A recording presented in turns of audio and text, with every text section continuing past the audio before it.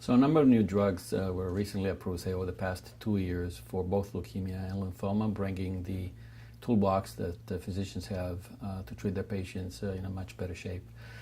Just to give a few examples, blinatumomab, for example, is a drug that's just recently been approved for ALL. Midostaurin is a FLT3 inhibitor that was just recently approved for AML.